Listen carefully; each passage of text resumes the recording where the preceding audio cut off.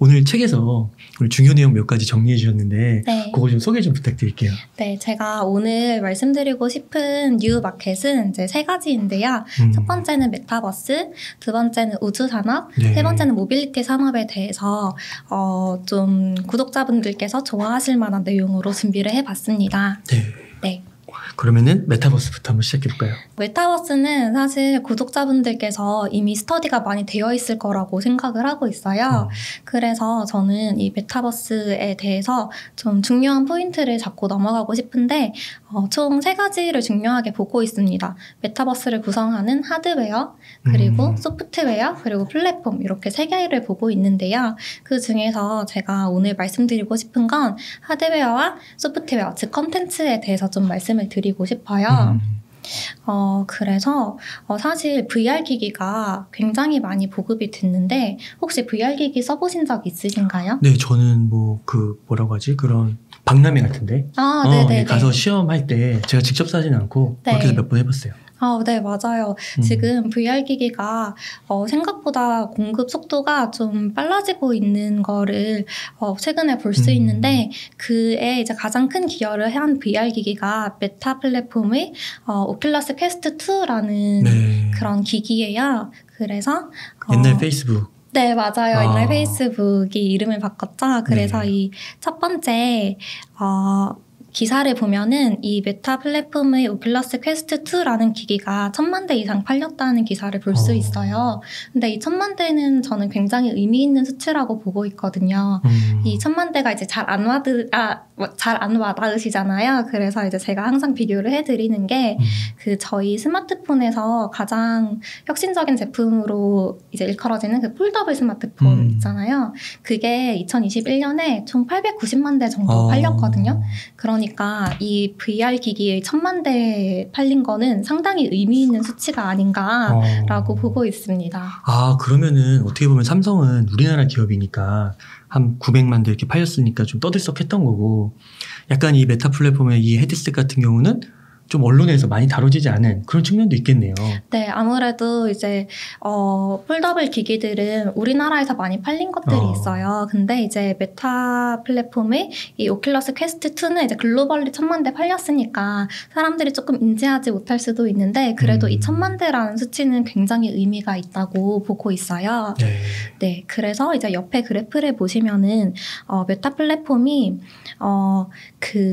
메타버스와 관련된 매출을 이제 기타 부분의 매출로 잡아놓고 있는데 네. 이 오큘러스 퀘스트 2라는 기기가 2020년 10월에 출시가 됐거든요.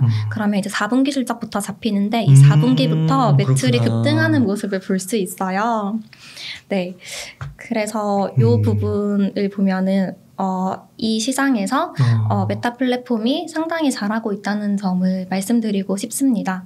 잠깐 그 21년 2분기 때 약간 꺾였다 다시 올라가네요. 네. 2분기 때 좀 슬로우해졌다가 이제 3분기 들어서 다시 또 올라가는 모습을 보이고 있는데요. 사실 메타 플랫폼, 그러니까 페이스북의 전체 매출에서 이 부분이 차지하는 비중은 굉장히 작습니다. 2% 정도거든요. 헤드셋이요? 네, 그래서 굉장히 작은데 그럼에도 저는 좀 의미가 있다고 생각하는 게 메타 플랫폼이 이 산업을 신규 먹거리로 생각을 하고 있어요. 왜냐하면 전체 매출에서 차지하는 비중이 2%밖에 안 되는 이 메타버스 사업 때문에 이름을 페이스북에서 메타 플랫폼으로 바꿨잖아요. 그러네요. 그래서 아마 메타 플랫폼은 이 시장을 사로잡겠다 이런 의지를 이렇게 사명 변경을 통해서 좀 이뤄낸 것 같습니다. 2%에서 또 미래 성장 가능성을 본 걸 수도 있겠네요. 네, 그러니까 이름을 바꿨겠죠. 그렇구나. 네. 지금까지 이제 하드웨어에 대해서 말씀드렸는데요. 두 번째로 말씀드리고 싶은 건 소프트웨어, 즉 컨텐츠에 관련된 거였어요. 지금까지 그 VR 기기가 보급이 안 됐던 이유가 사실 여러 가지가 있었는데 그 중에 이제 대표적인 게 이거를 사도 안에서 플레이할 수 있는 컨텐츠가 없다는 거 때문이었거든요. 근데 이 컨텐츠가 많이 보급이 되려면 결국 이 기기가 많이 깔리고 사용자들이 많이 늘어나야 되는 그렇죠. 거잖아요. 근데 이번에 오큘러스 퀘스트 2가 1000만 대 이상 팔리면서 유저들이 늘어나기 시작하고 그리고 여기에 이제 컨텐츠를 공급하는 컨텐츠 공급자들이 돈을 버는 구간이 됐습니다. 그래서 이제 요 그래프를 보시면은 2020년 9월은 그 오큘러스 퀘스트 2가 출시되기 전이에요. 그 전에는 이제 그 타이틀이라고 이제 컨텐츠라고 보시면 되는데 500만 달러 이상의 매출을 올린 컨텐츠가 6개 정도 되고 1000만 달러 이상의 매출을 올린 컨텐츠는 전무했는데 그러네요. 오큘러스 퀘스트 2가 출시된 이후에 보면은 1000만 달러 이상을 매출을 올린 컨텐츠가 6개, 500만 달러 이상의 매출을 올린 컨텐츠가 16개로 이렇게 늘어나는 모습을 볼 수 있어요. 이렇게 되면은 컨텐츠 프로바이더들이 여기서 이제 컨텐츠를 생산해도 우리가 돈을 벌 수 있구나라는 것을 이제 인지를 하기 시작하고 그럼 좀 더 좋은 컨텐츠를 많이 보급을 할 유인이 생기겠죠. 그렇게 되면은 이게 선순환 구조로 이어지는 게 이런 컨텐츠를 플레이하고 싶어서 이 VR 기기를 사는 수요 또한 증가할 겁니다. 그래서 컨텐츠의 보급과 하드웨어의 보급은 선순환 구조를 이루는 그런 모습을 보이고 있어요. 그러네요. 이게 상당히 유의미한 것 같은데요. 네. 그래서 이제 옆에 있는 그림은 네. 이 오큘러스 퀘스트 내에서 가장 많이 팔리는 게임인 비트 세이버라는 게임이 있는데요. 이 게임은 아마 비슷한 걸 플레이 해보신 경험이 있으실 거예요. 이게 어떤 게임이냐면 음악에 따라서 블록 같은 게 떨어져요. 그러면 이제 손에 끼는 장비로 이렇게 블록을 치는. 옛날에 DDR. 네. 그땐 발으로 했잖아요. 네. 근데 이건 네. 이제 손으로 하는 이런 게임입니다. 네, 이게 이제 제일 잘 팔리는 게임인데 이 비트 세이버의 카피, 그러니까 이 비트 세이버 하나 개수의 누적 판매량을 보면은 오큘러스 퀘스트 2 출시 전에는 이제 200만 카피가 팔렸었어요. 네. 근데 출시하고 나서 바로 2배 증가한 400만 카피가 팔렸고 또 이 안에서 곡을 살 수 있거든요.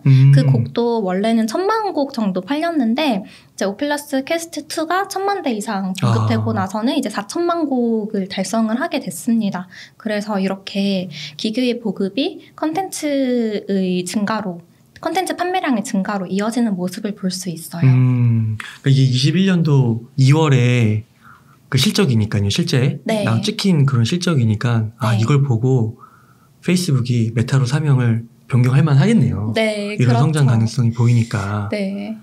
네, 그렇군요. 네, 좋습니다. 네. 그래서 메타버스는 이렇게 정리를 드리면 될 것 같고요. 네. 다음으로 이제 말씀드리고 싶은 산업은 우주 산업이에요. 우주 산업은 제가 말씀드리기 전에 이 산업의 구조적인 변화에 대해서 먼저 말씀드리고 싶은데 원래 우주 산업은 정부가 주도하던 산업이었습니다.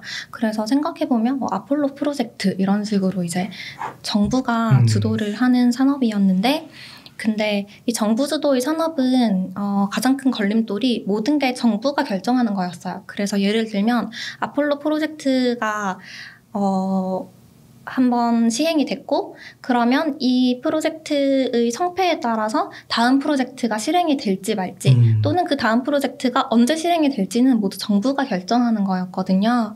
그러다 보니까 이 매출의 지속 가능성이 굉장히 떨어지고 또 매출의 가시성도 굉장히 떨어지는 산업이었어요.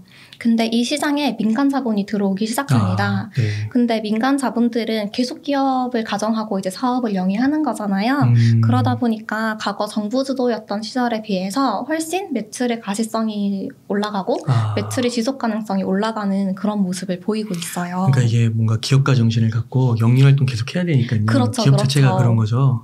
근데 약간 정부는 예를 들면 뭐 세금으로 운영되는 그런 것도 있으니까 그쵸. 실패하게 되면 세금 낭비하냐 뭐 이렇게 될 수도 있는 거고. 맞아요. 그래서 항상 이제 정부가 하면 정치적 목적에 굉장히 또 그럴 다분했던 수도 그런 있겠네요. 산업이었어요. 그래서 저희가 생각해보면은 정부 주도의 우주 산업은 냉전 시대 때는 뭐 체제 선전 아니면 우리가 너보다 그 기술이 뛰어나다 그렇죠. 이런 것들 누가 더 달에 먼저 가냐 이런 것들 위주로 진행이 되어서 이게 어떻게 보면은 수익성과 전혀 관련이 없는 거잖아요. 달에 갔다 오는 게 이제 뭔가 비즈니스적인 측면도 없고 어떻게 보면은 굉장히 이제 보여주기식 이런 그렇죠. 식이었는데 보여주기식. 이제 민간 자본이 들어오면서 수익성과 그렇죠. 상업성에 대해서 고려를 해야 되는 시점이 온 거죠. 그렇구나. 네, 그래서 우주 산업이 굉장히 큰 변화를 겪고 있다는 점을 먼저 말씀드리고 싶어요. 네. 네. 그래서 이제 그 큰 변화를 겪고 있는 우주 산업 내에서 굉장히 빠른 속도로 성장하는 게 민간 우주 여행 프로젝트인데요. 혹시 우주에 가고 싶으시다고 생각해 돈이 본 없어요. 네. 저도 돈이 없어서 못 가는데. 가고는 싶죠. 예. 네, 지금 이제 민간 우주 여행 프로젝트를 하는 곳이 3사가 있는데 첫 번째는 버진 갤럭틱이라고 상장사고요. 네, 두 번째는 그 아마존의 제프 베조스가 하는 블루 오리진, 네. 그리고 세 번째는 일론 머스크가 하는 스페이스 X, 이 세 개의 회사. 네. 여기서 버진 갤럭틱은 상장이 돼 있는 거예요? 네, 버진 갤럭틱은 상장이 되어 있고 블루 오리진과 스페이스 X는 아직 비상장 상태입니다. 그렇구나. 네. 네, 버진 갤럭틱 그러면 투자를 할 수 있는 거네요. 네, 투자를 할 수 있어요. 그렇구나. 네, 그래서 이 세 개의 회사가 민간 우주 여행을 진행을 하고 있는데 이 세 개의 회사를 제가 비교를 해놨습니다. 근데 보시면은 비행 시간을 보시면 이제 버진 갤럭틱은 10분, 블루 오리진 10분, 스페이스 X가 3일 갈 수 있어요. 네. 근데 이제 버진 갤럭틱 기준으로 10분인데 다시 $50,000만 한 4, 5천, 5억. 네, 5억 정도 되잖아요. 와. 그래서 집부터 사야겠는데. 네. 네, 그래가지고 이렇게 진행이 되고 있는데 이 세 회사는 우주로 가는 방식이 조금 달라요. 그래서 제가 그거를 지금부터 설명을 해드리려고 하는데 사실 그 전에 이제 민간 우주 여행을 가능하게 하는 기술에 대해서 말씀을 드리고 싶어요. 그게 네. 바로 재활용이 가능한 재사용 발사체라는 건데 이거 기술이 발전되면서 이 우주 산업이 본격적으로 성장하기 시작했거든요. 네. 왜냐하면 기존에는 이제 우주를 갈 때 로켓을 쏘아 올리잖아요. 근데 이게 재활용이 안 되니까 쏘아 올려서 달에 가면은 성공한 거고 달에 못 가면은 그냥 실패한 거고 거기서 끝나는 거였어요. 근데 지금은 이 재사용 발사체가 탑재체를 궤도까지 올려주고 다시 내려오거든요. 그래서 이걸 재활용을 계속 할 수 있는 그런 환경입니다. 그러다 보니까 자연스럽게 값이 점점 싸지고 있는 추세입니다. 그래서 가장 이 재사용 발사체 기술이 뛰어난 회사가 스페이스 X인데요. 스페이스 X의 로켓을 보면은 총 3단으로 구성이 되어 있어요. 그게 1단부 발사체, 2단부, 그리고 제일 위에 있는 모듈 이렇게 되어 있고 이 1단부와 2단부는 모듈을 궤도까지 올리기 위해서 필요한 그런 로켓이라고 보시면 될 것 같아요. 근데 지금 이제 재활용이 가능한 건 1단부만 재활용이 되고 있고 2단부는 이제 재활용을 하려고 노력 중인데 아직 기술 개발이 덜 끝난 상태입니다. 그래서 오른쪽에 보시면은 이 스페이스 X가 어떻게 그 모듈을 궤도까지 올리는지를 그려놓은 건데 처음에 로켓을 발사한 다음에 1단부를 먼저 분리를 해요. 그리고 1단부는 재착륙을 하고 2단부가 그 위에 있는 탑재체를 궤도까지 올리는 역할을 합니다. 그리고 2단부는 중간에 없어지겠죠? 타서? 없어져서 어디 그렇구나. 바다 같은 데에 떨어지겠죠? 그러고 이제 모듈은 이제 우주까지 가는 그런 프로세스로 되어 있습니다. 그러니까 옛날에는 뭐 몇 단계로 되어 있는지 모르겠지만 아무튼 남는 게 없었는데 네. 지금은 이제 1단부라도 남는 거네요. 네, 그쵸. 그래서 이 1단부를 계속 재활용을 하면서 비용을 절감해 나가는 거죠. 그렇구나. 그래서 지금은 이제 2단부가 아직 재활용이 안 되는데 향후에 이제 2단부까지 재활용이 되면은 사실 어떻게 보면 이 민간 우주 여행 산업이 뭐라고 할까 항공기처럼 이제 쏘아 올리고 재활용하고 다시 연료놓고 쏘아 올리고 이런 식으로 될 수도 있지 않을까. 그리고 진짜 실제로 항공에 보면은 저가 항공 있잖아요. 네. 그러니까 그런 식으로 단가가 계속 떨어질 수 있겠네요. 그렇죠. 2단부까지 재활용되면 비용은 획기적으로 떨어질 거라고 생각을 하고 있습니다. 야, 그렇구나. 네. 와, 이렇게 설명을 해주시니까 우주 산업 이러면은 되게 멀게 느껴졌거든요. 근데 실제로 이렇게 딱 그림으로 보고 비용이나 이런 속도나 뭐 1단부, 2단부, 3단부 이런 걸 보니까 그리고 어떤 부분에서 비용이 좀 세이브가 될 수 있고 이런 걸 보니까 되게 가까운 미래처럼 느껴지네요, 진짜. 네, 우주가 생각보다 먼 미래가 아닌 게, 이 버진 갤럭틱 기준으로 당장 내년부터 지금 우주 여행을 갈 수 그래요? 있거든요. 네, 민간인들이. 와, 네, 그렇구나. 근데 이제 그렇게 될 수 있는 이유가 버진 갤럭틱은 굉장히 특이한 구조를 가지고 있어요. 버진 갤럭틱은 로켓이 아니고 비행기를 이용하는데 비행기가 이제 두 개가 붙어져 있어요. 그래서 위에 있는 비행기를 모선, 어미 모자 쓰는 이제 모선이라고 하고 밑에 있는 자선이 있는데 이 모선이 자선을 데리고 올라가다가 일정 궤도까지 올라가면 여기서 이제 자선을 떼서 자선만 이렇게 올라가서 우주까지 갔다가 네. 다시 내려오는 그런 프로세스입니다. 근데 이제 되게 말이 많은 게 이 우주의 경계라고 하는 그 경계가 카르만 라인이라고 있어요. 이게 100km 정도 되는 거긴데 이 버진 갤럭틱의 비행기는 여기를 좀 못 미치는 데까지 가거든요. 그래서 과연 이게 진정한 우주 여행이냐 이런 거에 대한 말이 좀 많지만 근데 그래도 그 10분의 비행 동안 무중력 상태를 체험을 할 수 있어요. 그래서 그 점에서 이제 우주 여행이라고 버진 갤럭틱은 주장을 하고 있습니다. 그 실제로 한번 그 CEO가 갔다 왔잖아요. 네. 그분도 거기까지 갔다 오신 거예요? 네, 맞아요. 아, 그렇구나.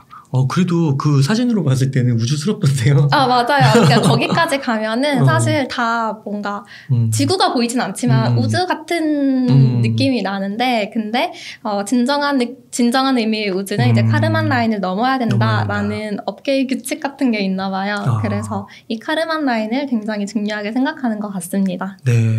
아, 그렇구나. 네, 그래서 버진 갤럭틱은 당장 내년부터 갈 수 있다라는 점을 말씀드리고 싶고요. 그래서 먼 미래가 아니다라고 말씀드리고 싶습니다. 또 기술이 또 발전하면은 그 위로 올라갈 수 있는 거겠네요. 그렇죠. 그럼 블루 오리진하고 스페이스 X는 아직 그 좀 대중화, 상용화 여기에는 아직 발표된 건 없는 건가요? 네, 두 회사는 아무래도 비상장사이기 때문에 구체적으로 발표를 하고 있지는 않는데요.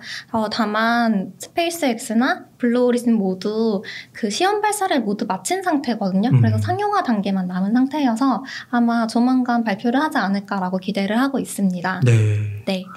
그리고 이제 옆에 있는 그림은 블루 오리진의 프로세스인데요. 블루 오리진은 그 스페이스 X와 달리 이제 두 개로 나눠져 있어요. 그게 재활용될 수 있는 1단계 이제 발사체 그리고 위에 바로 모듈이 올라갑니다. 얘는 2단부가 없어요. 이게 회사마다 다 방식이 다르네요. 네. 그것도 되게 신기하네. 근데 2단부가 없기 때문에 얘는 멀리 못 가요. 딱 카르만 라인을 조금 넘는 느낌으로 갈 수 있어요. 그래서 보시면은 이렇게 동그랗게 가는 와중에 카르만 라인을 이제 넘잖아요. 그래서 이렇게 비행을 하는 와중에 카르만 라인을 이만큼 이렇게 넘는 느낌. 네. 아시겠죠? 그래서 이제 카르만 라인은 한 2, 3분 정도 넘을 수 있다. 이 정도의 느낌으로 이해하시면 될 것 같고요. 네. 그럼 비용이 좀 저렴하겠네요. 그 네. 스페이스 X보다는. 그쵸. 아무래도 스페이스 X는 3일 동안 우주에 머무는 진정한 우주 여행인 거고 3일을 머물러요? 네. 그리고 이 두 회사는 10분을 머물 수 있으니까 그렇구나. 네, 상당히 이제 기술 차이가 많이 난다고 보시면 될 것 같습니다. 야, 그렇구나. 10분에 5억을 태울 수 있느냐, 네. 최소. 그렇죠. 네. 그래서 저는 사실 우주에 대한 환상이 별로 없어요. 그래가지고 굳이 저 돈을 주고 갈까라고 생각하는데 지금 이 버진 갤럭틱의 티켓이 굉장히 잘 팔리고 있거든요. 그래서 실제로 우주를 꿈꾸시는 분들이 굉장히 많다는 거를 알 수 있을 것 같습니다. 만약에 5억이라고 했을 때 전 세계에서 부자들 10,000명은 넘을 거 아니에요? 10만 명만 잡아도 이게 얼마야? 50조네요. 그러니까요. 야, 그렇구나. 이건 진짜 사업 되겠네요. 네, 그래서 당장 이제 내년부터 시작을 했고 그리고 실제로 티켓이 굉장히 잘 팔리고 있기 때문에 우주 시장이 단순히 아주 먼 미래가 아니라는 점을 말씀드리고 싶어요. 야, 그러네요. 이게 50조 매출이면 만약에 펄을 10배, 20배만 받아도 500조. 그러니까요. 그 1000조 기억나는데 삼성전자가 400조잖아요. 네. 야, 이건 좋은데요? 네. 네. 그래서 이제 제가 우주 산업을 말씀드릴 때마다 항상 말씀드리고 싶은 게 아주 먼 미래가 아니고 상당히 가까운 미래다라는 점을 강조드리고 싶습니다. 지구를 넘어 우주로. 네. 이 모든 걸 가능하게 하는 게 그 재사용 발사체라고 말씀드렸는데 지금 이 펠컨 9이 스페이스X의 재사용 발사체예요. 그 중에 이 B1051이라는 요 기기가 지금 11번 사용이 됐거든요. 근데 애초에 일론 머스크의 목표가 10번 사용이었어요. 근데 넘었네요. 네, 달성을 한 거죠. 그리고 이제 장기적으로는 최대 100번까지 사용 가능하게 하겠다라고 이야기를 했으니까 앞으로 점점점 비용이 더 싸질 겁니다. 그래서 그 비용은 이제 오른쪽에서 볼 수 있는데 아폴로 프로젝트만 1회용이었고 스페이시 셔틀부터는 다 재활용을 한 그런 발사체예요. 다만 이제 몇 번 재활용을 했냐에 따라서 이렇게 이제 비용이 많이 떨어지는 모습을 보이는 거죠. 그래서 스페이스X의 드래곤2 같은 경우에는 10번 이상 재활용할 수 있으니까 현저히 탑승 비용이 낮아지는 것을 볼 수 있습니다. 네. 근데 그래도 이제 여전히 비싸기는 하죠.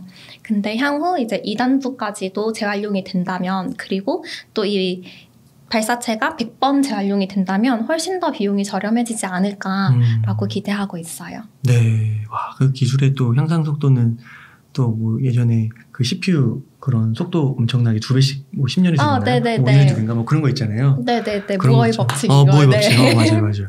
그런 것처럼 또 될 수도 있겠네요. 네. 와. 그래서 상당히 가까이 와 있다는 점 꼭 강조드리고 싶습니다. 앞서서 3년에서 5년에 가까운 미래를 상정해 주셨는데 네. 그럴 것 같습니다. 당장 내년부터 갈 수 있다. 그러네요. 야.